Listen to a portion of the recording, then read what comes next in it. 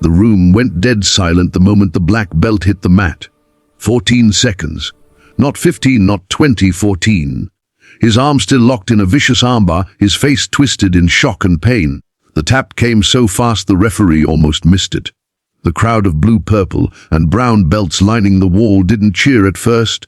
They just stared, mouths open, as the red-haired woman in the white gi calmly released the hold, stood up, and brushed a loose strand of hair behind her ear like she'd just finished tying her shoe.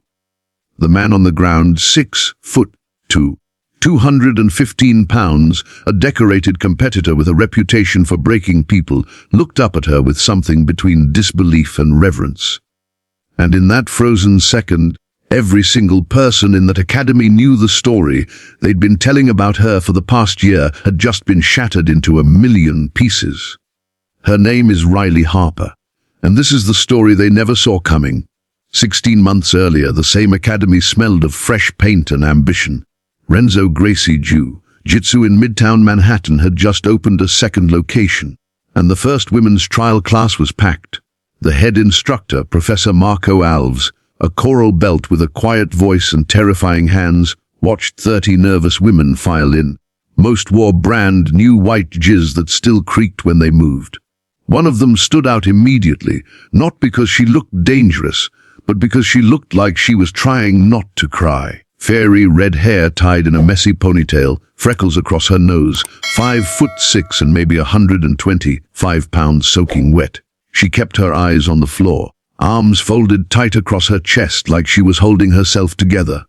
When Marco asked the class if anyone had prior experience, every hand stayed down except one trembling palm that went up and then immediately dropped.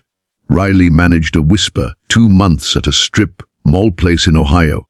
I wasn't very good. A few of the men auditing the class from the doorway smirked. That first month was brutal in ways that had nothing to do with physical pain. The advanced guys called her Firecracker. At first, because of the hair, then quietly shortened it to Spark. Once they realized she didn't explode, she just flickered.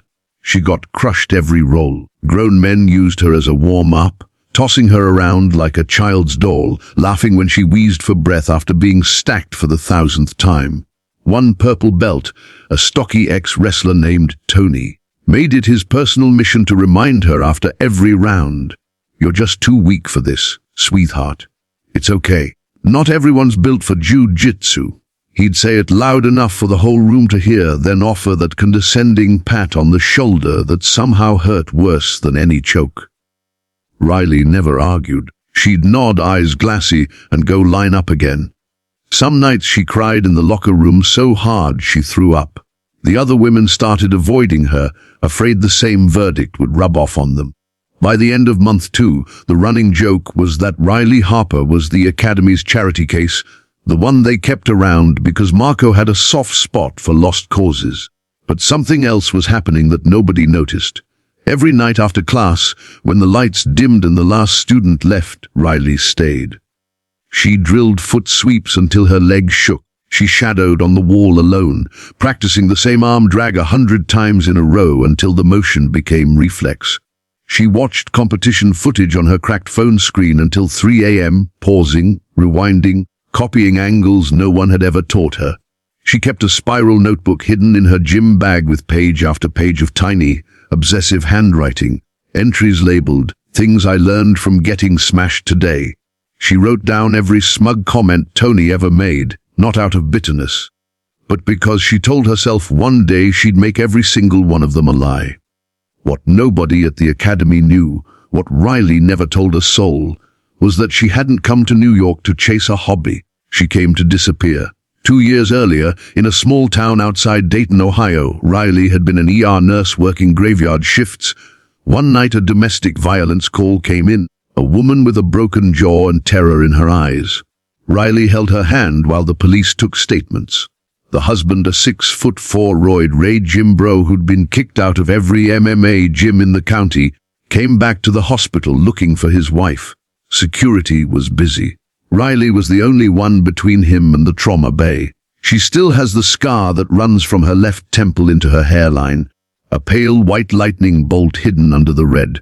When the trial ended and the guy walked on a technicality, Riley quit her job the same week.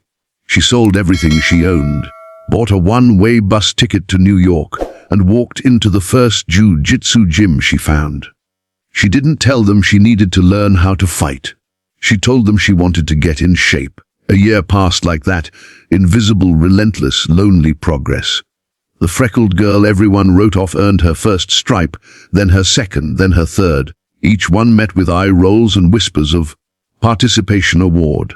Her body changed slowly, shoulders broader, forearms corded, legs that could scissor a telephone pole. But she still moved like someone apologizing for taking up space, still let the guys joke that she was too weak, still smiled that small, heartbreaking smile when Tony called her Spark. She graduated to the advanced class only because Marco quietly pulled her aside one day and said, "I see you. Keep coming." That was all. No speech. No recognition in front of the others. Just 4 words that kept her alive. Then came the day everything cracked open. The academy hosted an in-house tournament, no absolute division, because Marco believed egos needed to be checked regularly. The bracket was stacked: state champions, D1 wrestlers, a visiting black belt from Brazil named Lucas Mendes who'd medaled at ADCC trials and had shoulders like bridge cables. Tony, now a cocky brown belt, saw Riley's name on the list and laughed so hard he had to wipe his eyes. "This is going to be the fastest match in history," he announced to the room. When the bracket came out, Riley's first opponent was Lucas. The room erupted. Phones came out. Someone started a countdown clock for fun. Tony leaned over to Lucas in the bullpen and said, loud enough for everyone to hear, "Go easy on her, man. She's too weak for this sport. We just let her train so she feels included." Lucas, polite to a fault, gave that tight competitor's smile and nodded. He stepped onto the mat in his black fight shorts, 215 pounds of carved muscle, rolling his neck like a lion waking up. Riley walked out in a plain black rash guard and spandex, hair braided tight, face unreadable. The referee called them to the center. Lucas offered the respectful fist bump. Riley returned it, eyes locked on his the entire time. Something in that stare made the room temperature drop 5 degrees. Marco, standing at the edge of the mat, felt the hairs on his arms stand up. He'd seen that look before, but never on her. They slapped hands. The timer started. Lucas lunged for a collar tie, textbook, expecting to ragdoll the smaller opponent like everyone else had for a year. But Riley was already moving, low and fast, her hips dropping like she'd rehearsed this exact moment 10,000 times in the dark. She slipped inside his grip, her shoulder driving into his midsection, and in one liquid motion shot a blast double that caught him completely off guard. Lucas sprawled late, too late, his weight crashing down on her back, but Riley was already transitioning. She rolled through into a leg entanglement, her hips spinning like a helicopter blade, and before anyone could process what they were seeing, she was on his back, one hook in, seatbelt grip locked tight.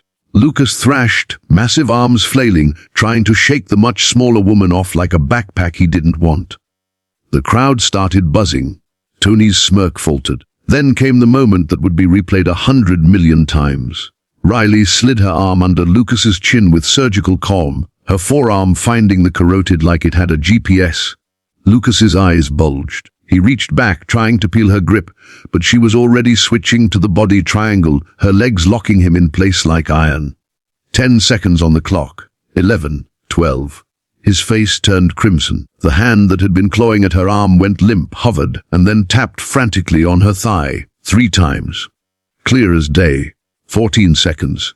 The referee dove in, waving it off. The room didn't explode.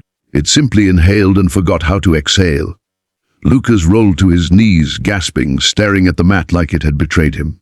Riley stood up, reset her rash guard, and walked back to her spot on the wall as if nothing extraordinary had just happened.